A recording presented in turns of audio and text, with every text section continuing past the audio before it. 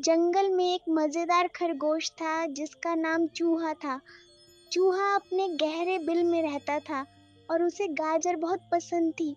एक दिन उसने सोचा कि क्यों न सबसे मीठी गाजर की तलाश की जाए। चूहा जंगल से बाहर निकला और अपनी यात्रा शुरू की। रास्ते में उसे एक कछुआ मिला। कछुआ बोला, क्या तुम गाजर की तलाश कर रहे हो? चूहा ने कहा, हाँ, क्या तुम्हें पता है? कछुआ ने उसे एक दिशा दिखाई। फिर चूहा अपनी यात्रा जारी रखता रहा।